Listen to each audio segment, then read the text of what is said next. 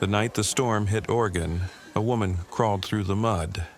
Bleeding, half-conscious, her police badge cracked in half.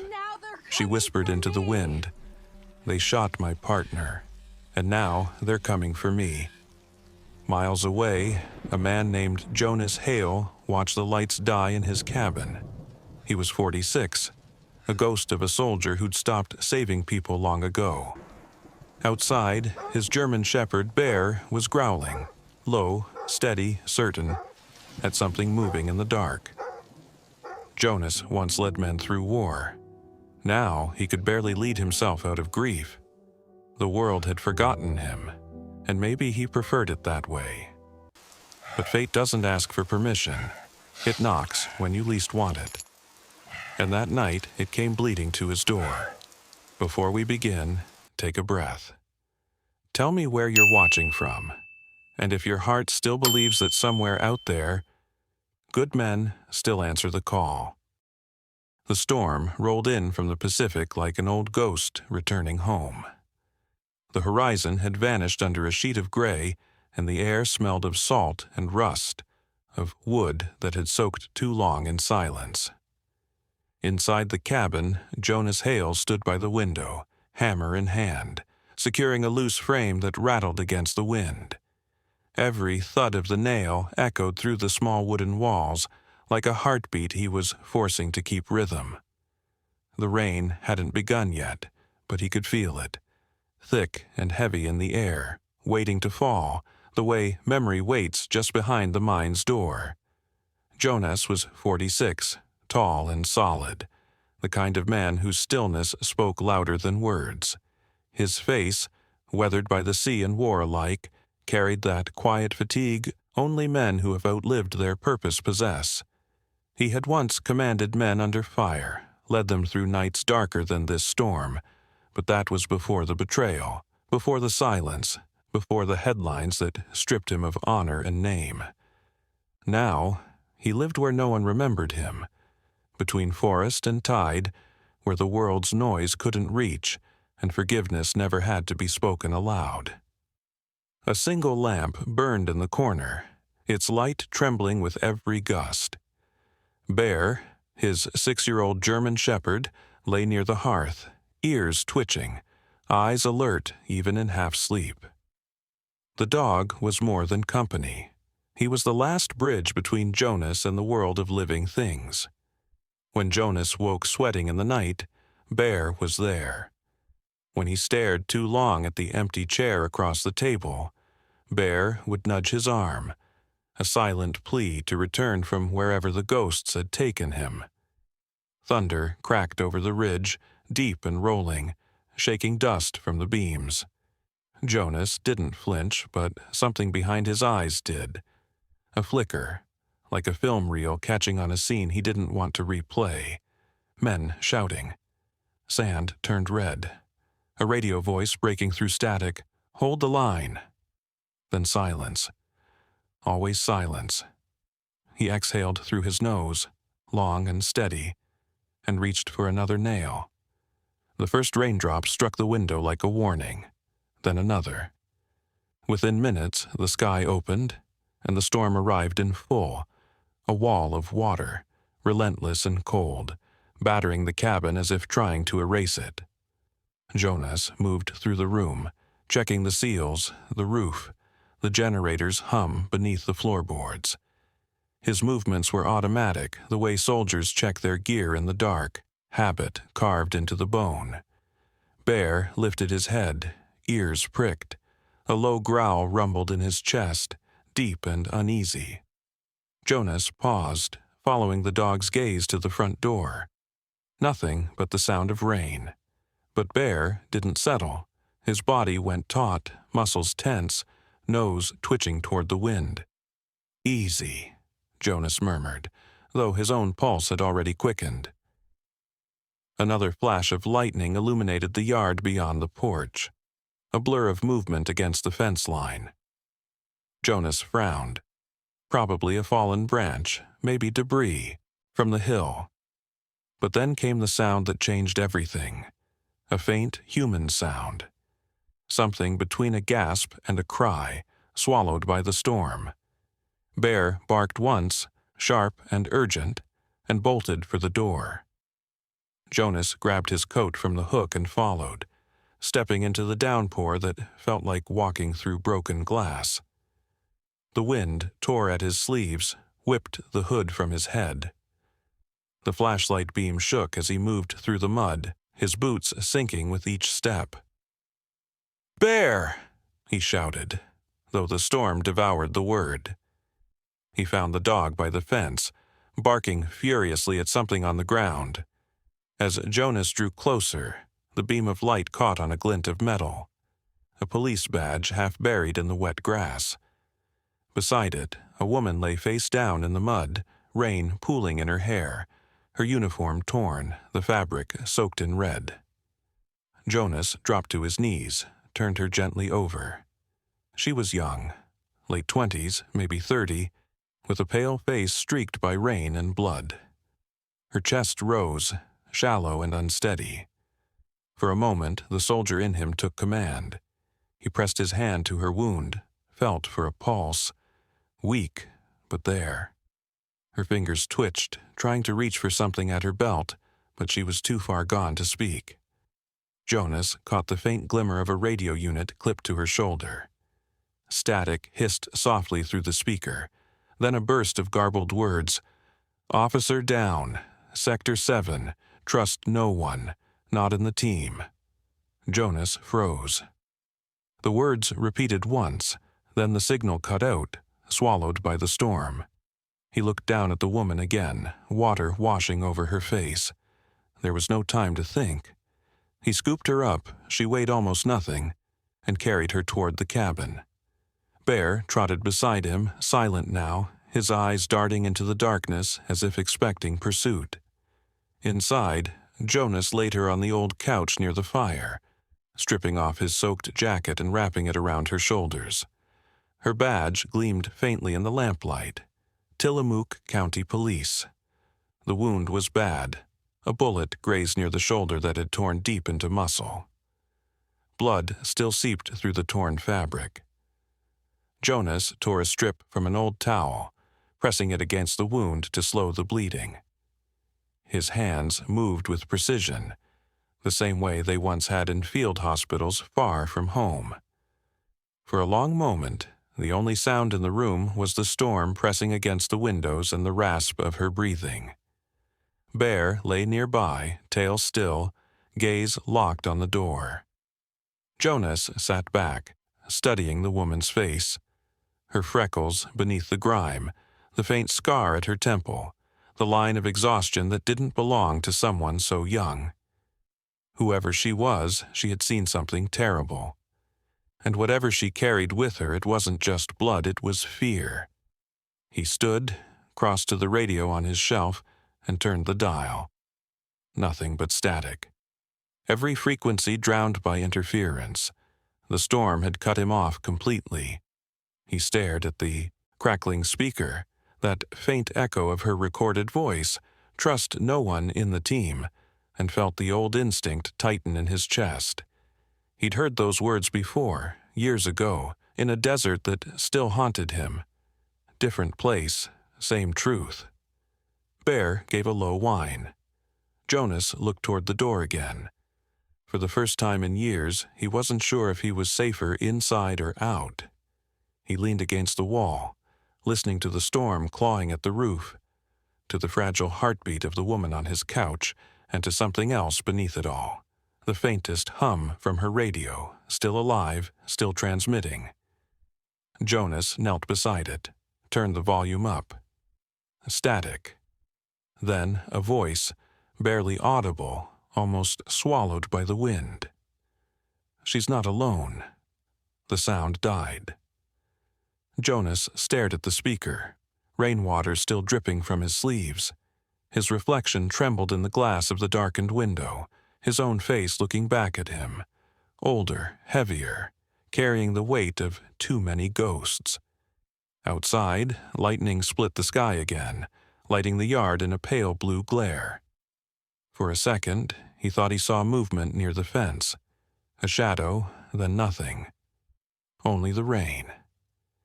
He turned back to the woman, her face half lit by the flickering lamp, and something inside him shifted. Not quite pity, not yet purpose, but the faint stirring of an old duty he thought he'd buried with his past. The storm roared louder, the radio sputtered once more, and then silence fell so deep it felt like the world was holding its breath. Jonas exhaled. The war he'd tried to leave behind had just found its way back to his door. The wind had not slept. It clawed at the cabin walls, moaning through the cracks like a restless spirit trying to get in. Inside, the lamplight flickered over Jonas's hands as he worked, steady and sure, wrapping bandages around the woman's shoulder. Her skin was cold, her breathing shallow, and every so often her eyes fluttered open only to roll back into shadow. The old training came alive in him. Field dressing, pressure, immobilized the arm. Movements drilled into muscle long before memory had learned to forget. He did not think, he only did. Outside, the rain hammered the roof like relentless gunfire, and somewhere in the distance, thunder rolled across the sea.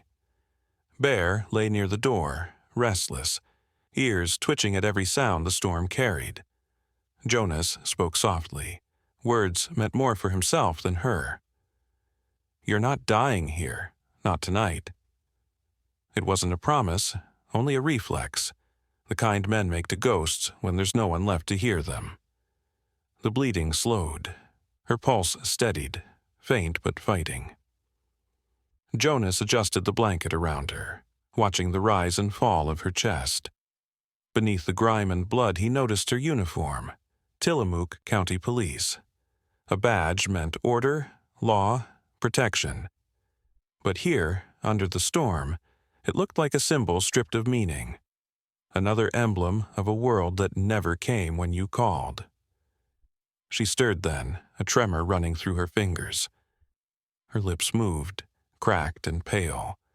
He leaned closer, catching fragments of a name between her shallow breaths. Rachel. Tillamook Police. Then she drifted off again, leaving the air heavier than before. Jonas sat back, eyes narrowing as the pieces shifted in his mind. Rachel. The woman bleeding out on his couch had once been someone who believed in duty, someone like him. And like him, she had been left for dead. The storm raged louder. Jonas turned his attention to her torn vest, trying to clean away the mud and check for other wounds. That was when he saw it. A faint red pulse glimmering beneath the fabric, buried deep in the seam of her ballistic vest. A rhythm too steady, too deliberate to be a malfunction. He froze. The light blinked again, a heartbeat of its own. He knew that pulse. He'd seen it before, years ago, attached to vehicles, supply crates, even men who were never meant to return. Tracking beacons, small, silent, merciless. Whoever had put this one there wasn't looking to rescue her. They were hunting her.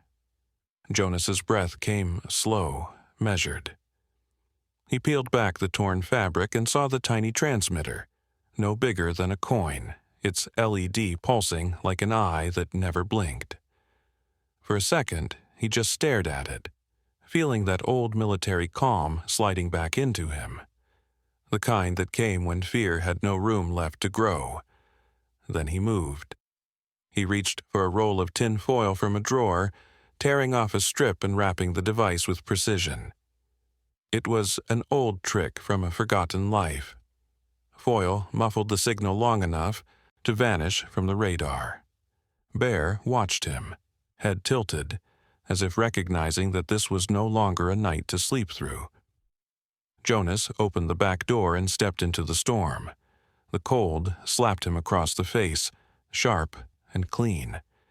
He moved quickly, boots sinking into the mud, the wind tearing at his coat.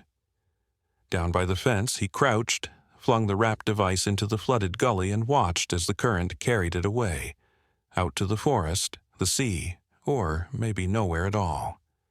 He didn't care where it went, only that it was gone. When he returned to the cabin, his breath fogged in the dim light. Bear met him halfway, sniffing the air, growling low. Jonas shut the door, bolted it, then leaned his back against the wall, listening. The storm had its own language, every gust, every creak a word. But beneath it he could hear something else, a subtle rhythm out of place. The kind of silence that followed when predators start listening back.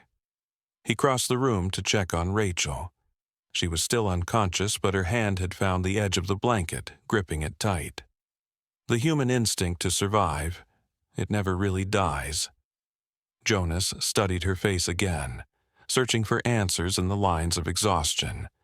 The faint bruises along her jaw, the small cut near her temple. He wondered who she had trusted before crawling into his world. Whoever it was, they'd betrayed her. He could feel it, like a bruise pressed too deep to see. The clock on the mantel ticked once, twice, before another sound swallowed it. A deep rumble, not thunder this time. Jonas turned to the window. The storm made everything blur, but through the sheets of rain he saw it. A glow cutting across the darkness, steady and artificial. Headlights. He moved closer, wiping the fog from the glass with his sleeve.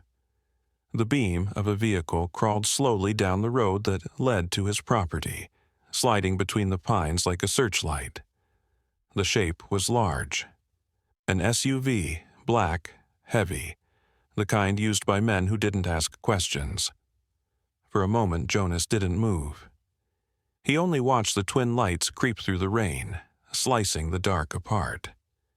Then he reached up, extinguished the lamp, and the cabin fell into shadow. Bear growled again, low, guttural. Jonas knelt beside him, whispering, "Stay." The dog's tail stilled, but the muscles beneath his fur were coiled tight, ready. The vehicle slowed as it neared the gate at the end of the drive. The engine's hum carried faintly through the storm, a sound out of place in this wilderness. Jonas could almost see the driver's silhouette, a figure leaning forward, scanning the property, patient. Predators didn't rush. They watched, waited, let fear do half their work. He stayed by the window, barely breathing. The headlights swept across the fence, then the gate, before cutting out. For a long, terrible moment, there was only darkness again. Jonas felt every drop of rain on the roof, every gust of wind shake the boards beneath his feet. Then, from somewhere beyond the tree line, a car door shut. Once, twice. He moved to the corner where his old hunting rifle rested against the wall. The metal was cold, familiar. He checked the chamber, still clean, still ready. Bear pressed against his leg, eyes glowing faintly in the dark. The two of them had lived enough quiet years to know peace never lasts forever. Jonas turned back toward Rachel. She stirred again, a faint sound escaping her lips. Half a word, half a warning. He stepped closer, kneeling beside her, trying to hear. Her eyes fluttered open just enough for him to see the fear there, raw and untamed. Her voice cracked, barely a whisper. "They found me." The words hung in the air, small and broken, but they hit like thunder. Jonas looked toward the door, his pulse steady, his thoughts sharp. Somewhere out there, in the dark beyond the storm, someone was waiting. And whether they wanted her or the truth she carried, they'd come through him to get it. Outside, the black SUV sat motionless, rain streaking down its windows, headlights dead, engine idling low, a beast waiting to strike. Inside the cabin, the lamp flickered once before going out completely, swallowed by the storm. And in that final instant of silence before everything would begin, Jonas understood one thing clearly. The world hadn't forgotten him after all. It had simply been waiting for the right moment to call him back. The storm had quieted to a whisper. the kind that settles before something worse. The rain no longer pounded but hissed, slanting against the windows like 1,000 secrets brushing glass. Jonas stood by the door, rifle in hand, watching the blurred outline of the SUV through the veil of mist. It hadn't moved for nearly 10 minutes, though he could sense the presence inside it. A patience that only trained men carried, the kind who didn't come to ask but to take. Behind him, Rachel's breathing was steady now, but shallow, her body half curled under the blanket. Bear sat between them and the door, ears high, waiting. Then came the sound. 3 knocks, measured and deliberate. Not the frantic pounding of a stranger in need, but the calm rhythm of authority. Jonas didn't answer. The voice followed, low and steady, muffled by rain, yet sharp enough to slice through it. "Mr. Hale, this is Special Agent Carter, Federal Bureau of Investigation. We're looking for a missing law enforcement officer believed to be injured in this area." Jonas didn't move. The words were smooth, rehearsed, like water poured over stone. No hesitation, no human concern in the tone, just precision. He looked down at Bear, whose growl deepened into a rumble, the kind that comes from the belly, not the throat. "We just need to make sure she's safe," the voice continued. "Please open the door." Jonas's fingers tightened around the rifle. He'd worked with men like this before. Men who thought calm was a weapon, who believed silence was compliance. Through the peephole, he saw a man in a black raincoat. Tall, late 40s maybe, clean-shaven, with eyes that reflected the porch light without ever seeming to absorb it. His ID badge caught the dim light, a flash of silver and blue, but it hung too still, too conveniently turned toward view. The stranger's posture was perfect, like someone who'd studied how to seem harmless. Jonas opened his mouth but said nothing. His instincts had already decided. He stayed quiet. After a moment, the man's expression shifted, not frustrated but knowing. He took a slow step back, rain streaming down the brim of his hood. Then he turned his head slightly toward the SUV and spoke into the radio clipped to his collar. "They're here." The words barely reached through the wind, but Jonas heard them clear as a gunshot. Bear barked sharply, hackles raised. Rachel stirred on the couch, her eyes fluttering open for an instant, confusion flickering across her pale face. Jonas raised a finger to his lips, signaling silence. Outside, the black SUV's headlights blinked once, then died. The sound of the engine faded, but what replaced it was worse. The hum of electricity in the cabin dimmed. The lamp above the table flickered once, twice, then went dark. The sudden stillness pressed against the walls. Jonas tapped the side of his flashlight. It flickered weakly before dying too. Even the faint static of the radio on the shelf had vanished. No signal, no power, no light. For a moment, the only sound was the rain. Then, beneath it, the crunch of boots on gravel. Jonas moved silently across the room, his steps practiced and light, the way soldiers learn to walk when sound can mean death. He peered through the window again. Shadows moved along the tree line. 2, maybe 3 shapes, faint but deliberate. Not searchers. Hunters. He turned to Rachel, whose eyes were open now, fear fully awake. She tried to speak, but he shook his head. "Not yet," he whispered. She understood. Bear growled again, facing the door now, muscles taut. The air in the cabin thickened, as if the storm itself were holding its breath. Jonas lowered himself by the table, watching the faint movement of the shadows outside. A flash of lightning illuminated the clearing, empty. But when darkness fell again, one shadow had moved closer. He backed away from the window, silent. Every nerve in his body remembered this rhythm, the waiting, the stillness before the breach. Then came another sound, not from outside, but below.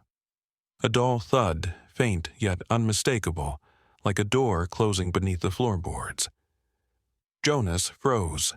His eyes shifted to the rug near the corner of the cabin, the one that covered the old hatch leading to the cellar, the one he hadn't opened in months. Bear turned sharply, barking toward the floor, low and vicious. Rachel flinched, pressing her hand to her mouth. Jonas raised the rifle, his gaze locked on the hatch. The wood groaned softly, a whisper of movement beneath. Someone was down there. The realization hit hard and cold. They weren't just outside. They were inside. He moved quickly, signaling Bear to stay close. The dog obeyed, but his growl deepened, tail stiff, eyes fixed on the trembling rug. Jonas knelt, one hand reaching slowly for the corner of the fabric. Rain lashed the windows harder now, the storm outside matching the pulse in his chest. The house felt smaller than ever, each wall closing in, each shadow alive. He lifted the rug, revealing the narrow wooden hatch beneath. Mud prints, faint but fresh, marked the floor around it. Someone had entered while he was outside in the storm.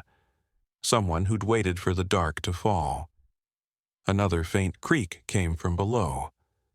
Not the shuffle of fear, but the measured step of confidence. Whoever was down there wasn't hiding. They were waiting. Jonas gripped the handle of the hatch, pressing his ear to the wood. The rain and thunder swallowed everything, but between them he caught something. Breathing. Slow. Calm. Rachel whispered, voice trembling. "Jonas, who's down there?" He didn't answer. His eyes stayed fixed on the hatch, on the small seam of darkness that separated the known from whatever waited beneath. Outside, the figures in the rain had stopped moving. Even the storm seemed to listen. The lamp flickered once more, casting a flash of light across the room. For a split second, Jonas saw his reflection in the window and another shape behind it. He spun toward the noise, heart pounding, but the window was empty again. Bear lunged forward suddenly, barking at the hatch, claws raking the wood. Then, from the other side, came 3 slow knocks, soft, deliberate, echoing through the floor.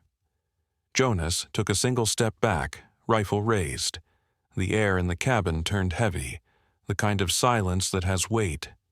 He could almost feel the breath of the intruder through the boards. Then, as lightning struck outside, the power surged for one brief, terrible instant. Enough for him to see a thin line of light seeping from the cracks of the cellar door. Movement beneath. A shadow stretching upward, reaching for the surface. And before Jonas could speak, the light went out again, swallowed whole by the storm. The hatch burst open with a crack of splintered wood. Jonas swung the rifle butt down fast, meeting a blur of movement climbing up from the darkness. The man barely had time to react. His hand reached for something at his belt, but Jonas struck again, a sharp, practiced blow to the temple that sent him sprawling across the wet floor. Bear lunged, growling, teeth bared, pinning the intruder's arm before he could move. Rain seeped through the open hatch, carrying the stench of mud and metal. The man groaned, his rain-soaked uniform clinging to his body, a patch gleaming faintly in the flickering light. APEC security, not police, not federal. Private. Jonas kicked away the man's pistol and crouched low, pressing the barrel of his rifle under the man's chin. The intruder was young, 30, maybe 35, with sharp cheekbones, rain cutting rivers down his face, eyes darting between fear and defiance. He spat blood, smirked faintly. "You don't know what you're in the middle of, old man." Jonas's voice was low, steady, carved from old discipline. "Then tell me." The man hesitated, the pulse at his neck fluttering like a trapped bird. Lightning flashed outside, revealing the chaos of the storm through the window. Branches whipping, water flooding over the porch, the SUV's silhouette still waiting beyond the gate. The intruder's lips trembled, but it wasn't from fear of death, it was something else. Resignation. The woman, Rachel, she found something, names, money, deals, people who pay to stay invisible. She tried to take it to the state police. That's why they sent us.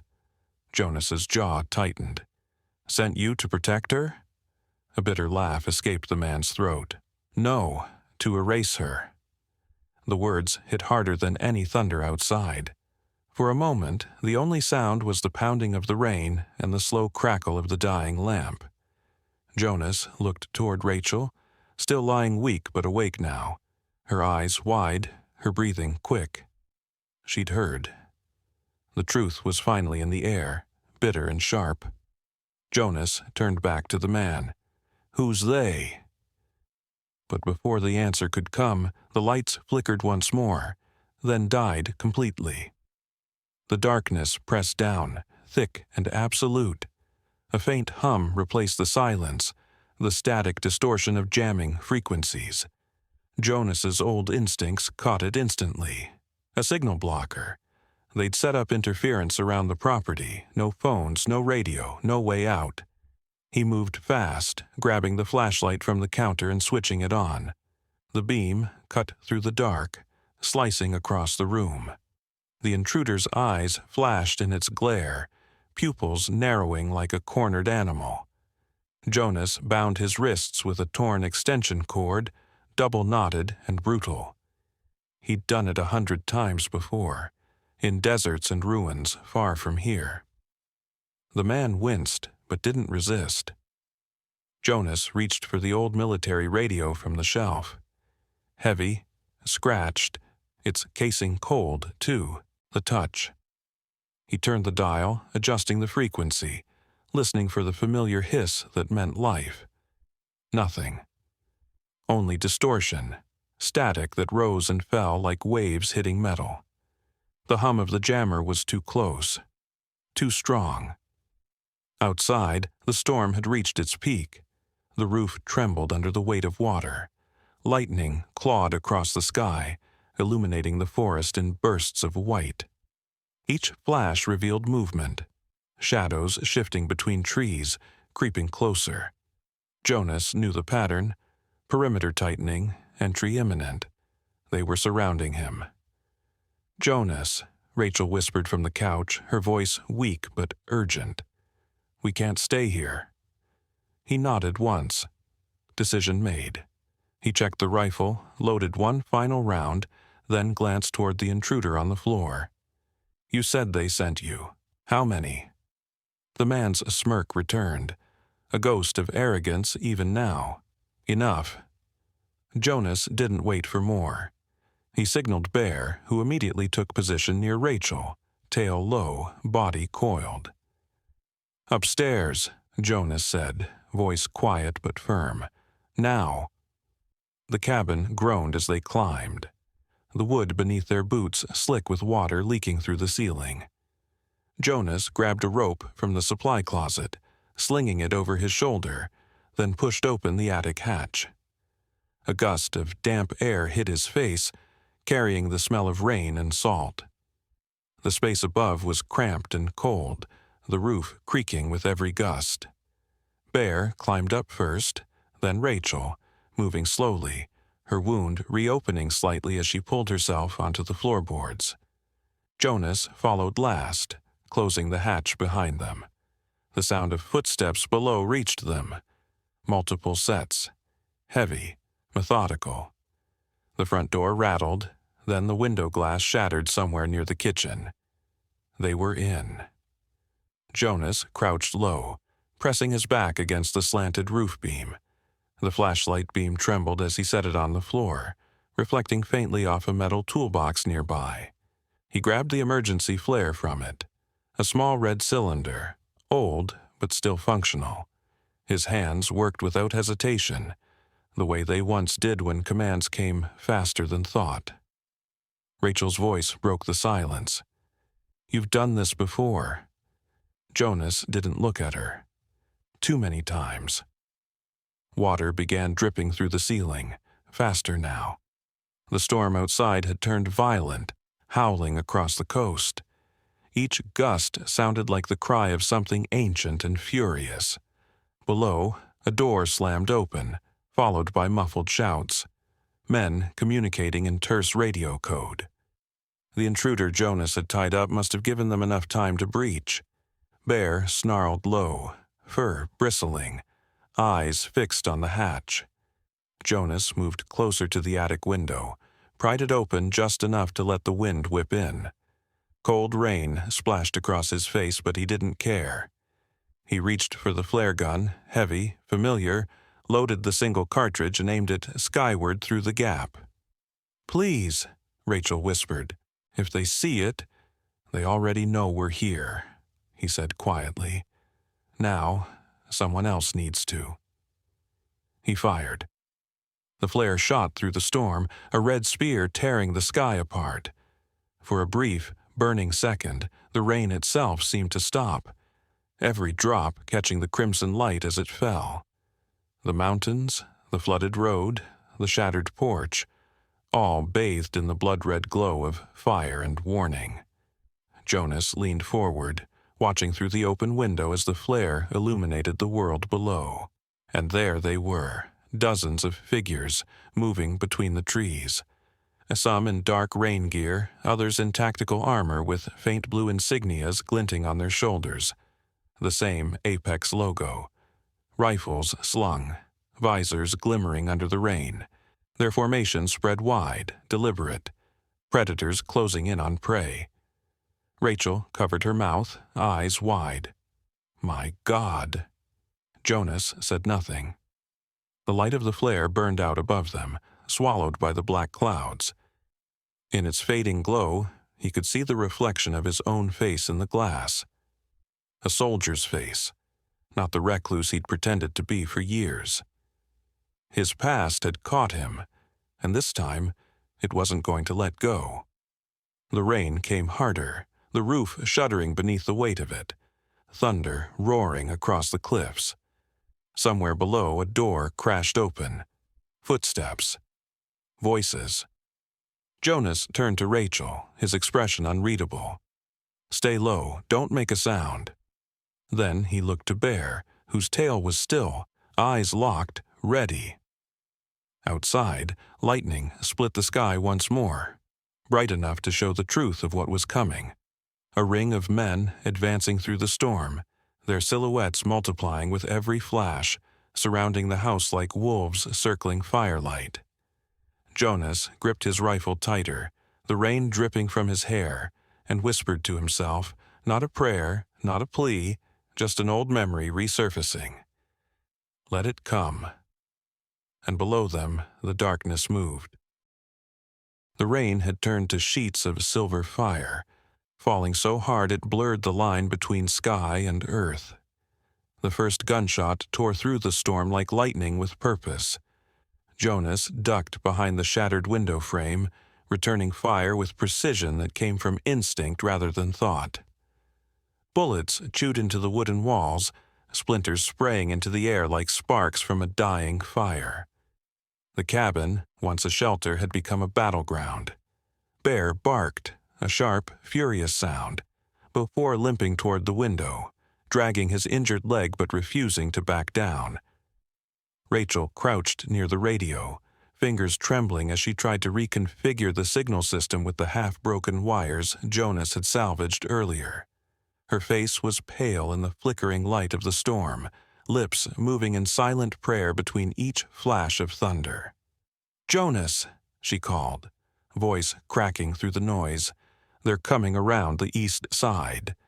He glanced her way, nodded once, and shifted his position. Blood darkened the sleeve of his shirt, soaking into the fabric just below the shoulder. He pressed a hand to it briefly, warm, slick, real, but ignored the pain. Outside, shadows moved between trees, the Apex men advancing, their visors glinting like the eyes of wolves. He steadied his breath, aimed, and fired again.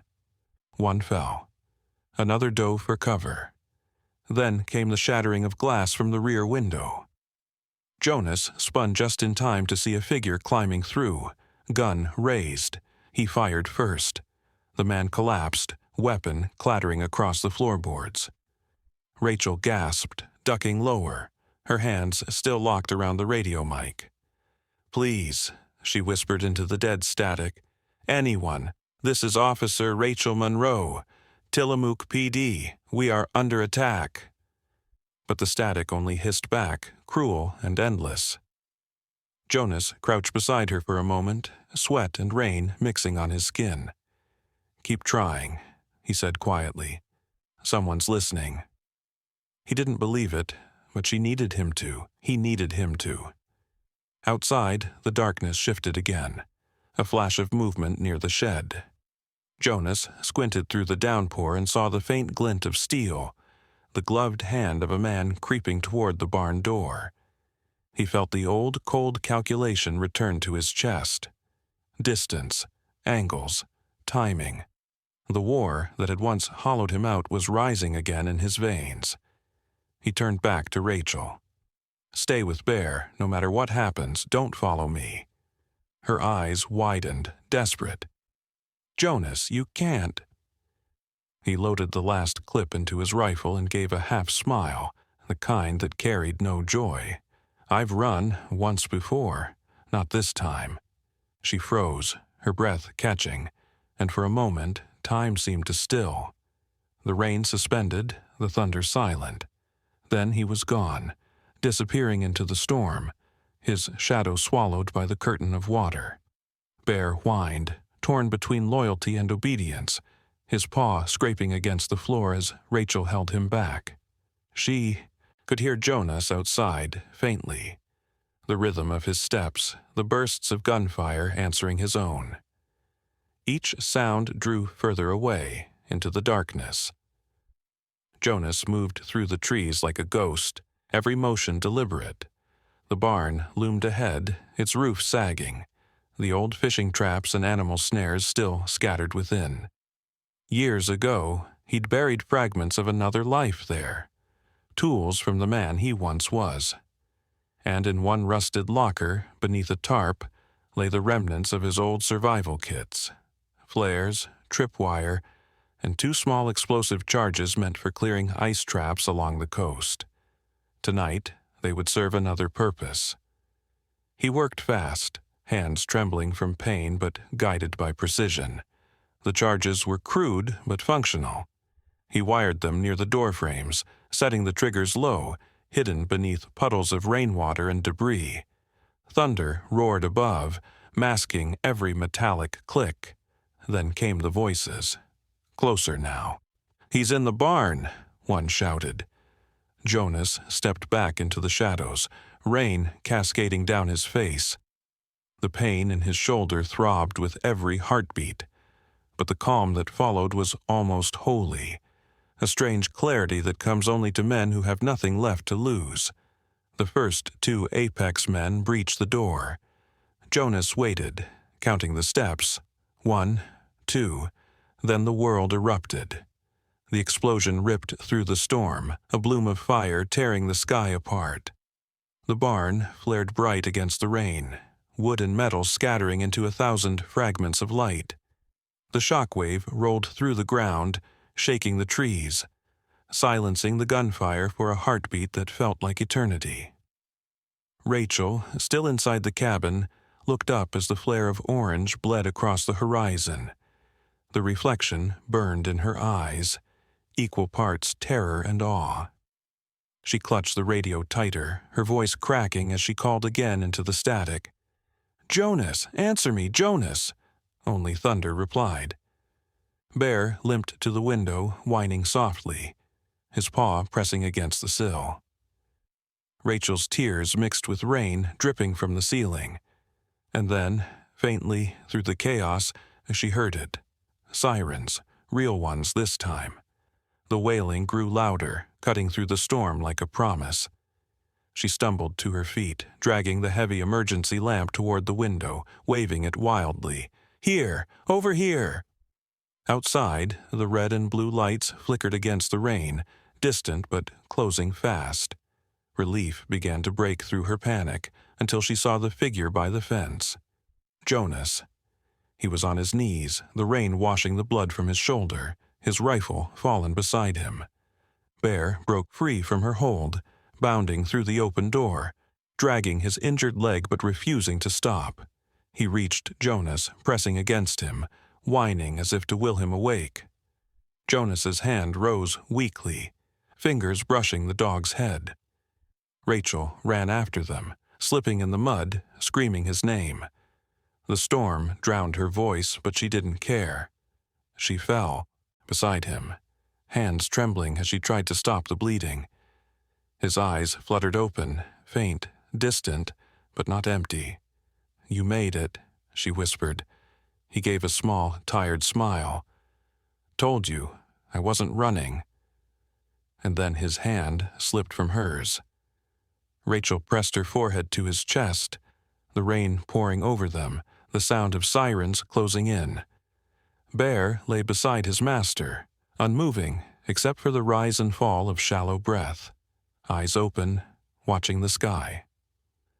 When the police arrived, their flashlights swept across the wreckage. The burnt frame of the barn, the fallen bodies, the flooded yard. One beam stopped over Jonas's motionless form. Red light bathed him from the patrol car, the siren reflecting across his still face. For a long moment no one moved. The storm had finally broken, leaving only the sound of rain and sirens echoing through the valley. And in that fragile silence, the man who had once given up on saving anyone had finally saved them all. The morning rose quietly, the kind of quiet that feels earned. The air was pale gold, still wet with the breath of the night before. In a small coastal hospital, the windows glowed faintly with the first light of dawn. Machines hummed softly, rhythmic and steady, a lullaby for the living. Rachel stirred, her eyelids heavy, her mind floating between dream and memory. When she turned her head, she saw him. Bear lay curled at the foot of her bed, his leg wrapped in clean white bandages. His chest rose and fell with slow, exhausted peace. Someone had brushed the mud from his fur. He looked smaller now, gentler, almost childlike in sleep. Rachel smiled weakly, one hand trembling as she reached down to touch his head. His ear twitched, and his eyes opened. Amber, loyal, unbroken. "Good boy," she whispered. Her voice cracked, but the words carried. For a moment she let herself cry. Not from fear, but from the release that follows surviving what should have ended you. The door creaked open. A man in a dark gray suit stepped in, his badge glinting under the sterile light. He was in his 50s, composed, the kind of composure that comes from seeing too much and saying too little. "Agent Morrison," he introduced himself quietly, "FBI." His tone was neither cold nor warm, simply measured, like a man who had learned to balance justice on the edge of compassion. He pulled a chair beside her bed, a folder in his hand. "The evidence you carried," he said, his eyes steady on hers, "was enough. The card inside your vest, it contained everything: transaction logs, offshore accounts, police involvement. Apex is finished. Indictments went out at sunrise." Rachel blinked, absorbing the words like sunlight through glass. Her lips parted, but no sound came. Morrison nodded, as if understanding the weight of silence better than words. "You saved a lot of lives," he said, "but you weren't the only one who fought for it." He placed a photograph on the table beside her bed. It was taken hours earlier. Mud, rain, red lights in the distance. Jonas Hale, alive but pale, eyes closed, an oxygen mask covering his face. The caption at the bottom, critical but stable. Rachel exhaled, a sound halfway between relief and disbelief. Morrison stood, buttoning his coat. "He's down the hall," he said softly. "He made it because that dog of yours pulled him out of the rubble. Took 3 men to pry Bear away." When he left, the room felt lighter, though her chest still ached. Rachel closed her eyes, whispering a prayer she hadn't said in years. She didn't know who she was thanking, God, fate, or the storm itself, but gratitude filled every quiet corner of her heart. Hours later, in another room, smelling faintly of antiseptic and salt, Jonas woke to the sound of the sea. Not the storm, just the sea, calm and eternal. His shoulder was bandaged, his breath shallow but steady. The nurse had left the window cracked open, letting in the wind from the bay. It smelled of rain and forgiveness. He turned his head slowly, wincing at the pain, and found Rachel sitting by his bedside. Her uniform hung loose around her shoulders, her hair still damp. Bear lay between them, his head resting on her shoe. Jonas tried to speak, but the words caught somewhere between ribs and throat. Rachel reached for his hand, her touch steady, grounding. "You're safe," she whispered. He looked at her for a long time, and the silence between them was enough. Finally, his voice came out low, hoarse, but sure. "I only did what she once did," he murmured. "I believed in the right person." Rachel's eyes shimmered. She didn't answer. She didn't need to. Days passed, and the world beyond the hospital began to mend itself. The headlines spoke of corruption exposed, of justice restored. But for the 3 souls who had survived the night, healing was quieter, found not in the noise of justice, but in the stillness that follows it. When Jonas was discharged, the storm had long faded. The coastline of Tillamook was unrecognizable. Trees uprooted, sand scattered, the scent of salt heavy in the air. Yet, under the pale sun, there was beauty in the ruin. It was the kind of morning where even broken things seemed to glimmer. Rachel walked beside him slowly, her arm brushing his now and then, both of them still limping slightly from what they'd endured. Bear trotted ahead, his bandaged leg moving with stubborn rhythm, nose pressed to the breeze. The sea glittered before them, waves folding into one another like breathing. They stopped near the edge of the cliff, where the water met the rocks in white bursts. Jonas stood still for a long while, his gaze lost somewhere between horizon and memory. Then, without a word, he took off his old olive-green military jacket, the one with the faded flag stitched near the shoulder, the one that had seen wars both external and internal. He held it for a moment, feeling its weight. Then he threw it into the ocean. The wind caught it mid-air, unfurling it like a banner before the waves swallowed it whole. The sea took it without ceremony, folding it into its vast, merciful silence. Rachel watched him quietly. There was something in the way he stood, shoulders lighter, eyes clearer. A man no longer haunted by what he couldn't change, but grateful for what remained. She reached down, brushing Bear's fur. The dog barked once, sharp and joyful, before racing toward the shoreline. Jonas smiled faintly. "He'll never stop chasing waves," he said. Rachel looked out toward the water. Maybe that's the point. Bear darted through the foam, the morning light catching on his wet coat, turning him to silver. The sun broke through the thinning clouds, a single golden beam cutting across the sea like grace itself. The world, for the first time in a long while, felt forgiven. And in that light, quiet, unassuming, infinite, there was no more war. Only the sound of the tide and the faith that somehow, after every storm, there will always be those who stay to rebuild what's left. Sometimes the world doesn't need more heroes, just people who refuse to stop caring. Not the ones who shout the loudest, but the ones who stay when the storm hits, who choose kindness when no one's watching. There's a quiet kind of courage in that. The courage to keep believing, even when the world teaches you not to. It's found in loyal hearts, steady hands, and the small wordless acts that no headline ever tells. And maybe that's what survival really means. Not just living through the darkness, but carrying a light, no matter how small, until someone else can see it.